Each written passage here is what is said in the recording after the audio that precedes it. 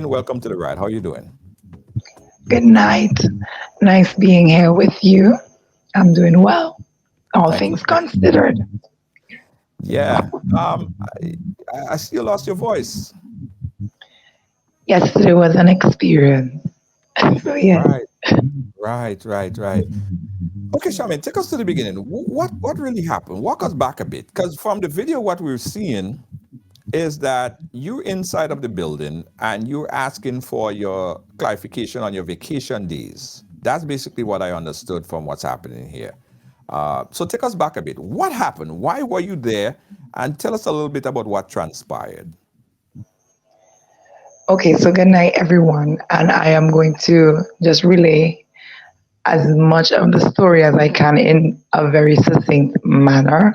But I just want to let everyone know that the issues that I have been going through at the Ministry of Education in St. Vincent and the Grenadines started in 2021. It started in December of 2021, where at my previous institution, individuals leveraged my personal connection to high ranking officials in the ministry because my husband is the brother of the cabinet secretary.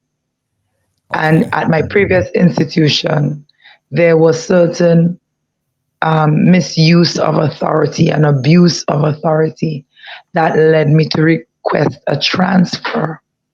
So when I was given this transfer after multiple meetings, fighting for a transfer from the environment, away from the individuals who were perpetuating these rumors and these unethical working conditions, I was placed at another institution, which is an adult learning institution. Right. At this institution, they teach skills, and one of the skills is supposed to be furniture making. So there Hmm. is a full workshop at the institution. However, students are not given the full benefit of the institution and the resources there because the zonal coordinator, he operates a private carpentry business out of the workshop area of the school. I then lodged numerous reports. I even lodged reports on the first report came in May 26, 2023. That report was dismissed. All other reports were dismissed. In December of 2024, I decided I am going to engage a lawyer to petition the Public Service Commission to investigate these matters Right. because I will not be returning to the institution given the fact that when I first reported the incident, the coordinator threatened me and the secretary, who is also a close friend of his, also threatened me with violence because of my activism. So in December, when I sent the letter from my lawyer, my counsel, to the Public Service Commission, they halted my full salary, which contravenes the Part 5 section of the Public Service Commissions, which states you are not allowed to take any civil servant's full salary, even if they're under investigation, until the full investigation has been carried out. And the reason for the disciplinary action is clearly stated in a Public Service Committee meeting. I Right. did not have the benefit of any of that. All I knew was my salary did not come that month. And when I called the Public Service Commission to inquire, they told me that they're going to cease my salary until I have a subsequent meeting with them. This was scheduled for the 18th of February. On Hmm. the 18th of February, I attended the meeting expecting that the Public Service Commissioner would have had the dossier of evidences proving that this man is operating his private carpentry business, as well as other reports of threats of violence on the workplace, non conducive working conditions because he operates the machinery while I'm teaching, so the dust and the noise affect my students. The commissioner turned up to the meeting without the documents, claiming that he has no idea what I'm talking about and insisted that I go back to my job. I told them, well, seeing that this decision is not fair, I would like them to submit whatever decision they have made to me so that I can be guided. I He told me to have a nice day and I left the meeting. I gave them 7 days. 7 days is the stipulated amount of days where the commission has to respond.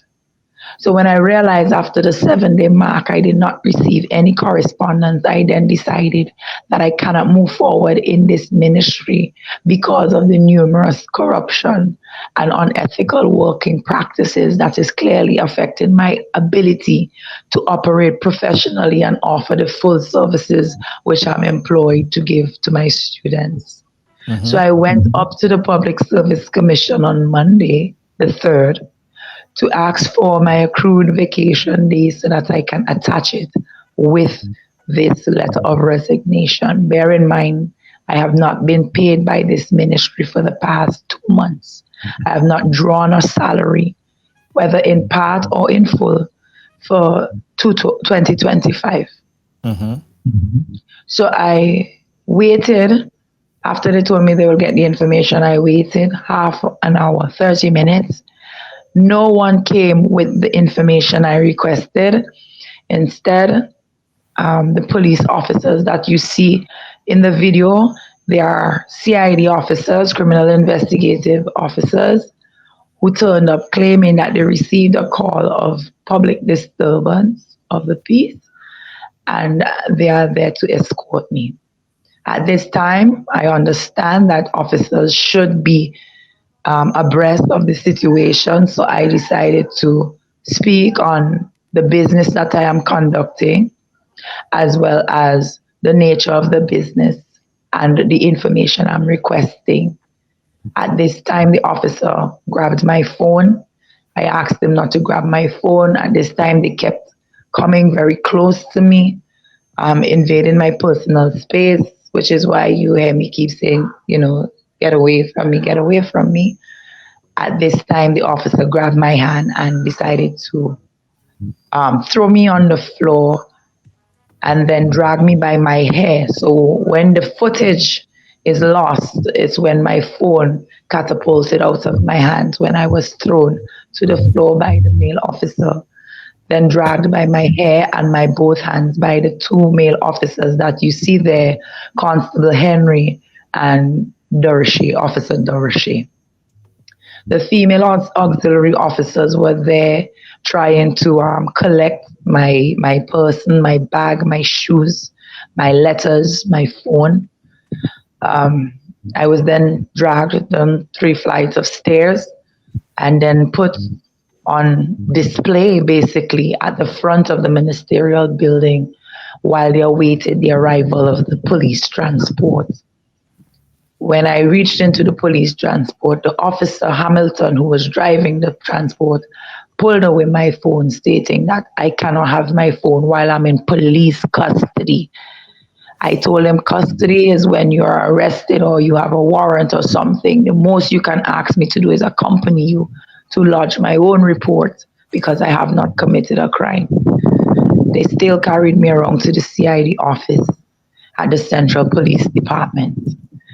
When I got there, I asked if I can still have my phone. They told me no and dragged me out of the police transport onto the floor.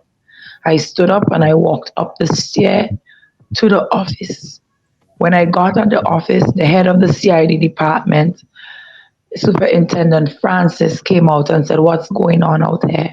I said, "I don't know because I was just at the service commissions where I employed." And then in my resignation, he said, "Wait, come with me. Let's talk about it." He led me to a room down a hall, and when I got to the room, there was a cell in the room with a young man detained in the cell. He opened the cell and told the young man to get out. And then he said, "Get in." I said, "Why am I being?" And before I can finish the sentence, he took his two hands and pushed me he pushed my body with his two hands so that I landed face forward in the cell. but my legs were still outside. So he told the officer to drag me further in, and then he slammed the gate. While there, I kept asking for a phone call to contact my husband and my lawyer because I have a young child, and my husband only expected me to go into town to drop off these documents, which shouldn't have been long. I was denied a phone call. I was denied any access to speak to my family or my lawyer. I even asked to use the bathroom. I was denied. The officer who was at the desk, he called 3 times for them to send a female officer. This was Officer Burke 493, called 3 times in the space of about 4 hours, asking for me to use the bathroom, and no officer came. So I relieved myself in a water bottle I had in the cell.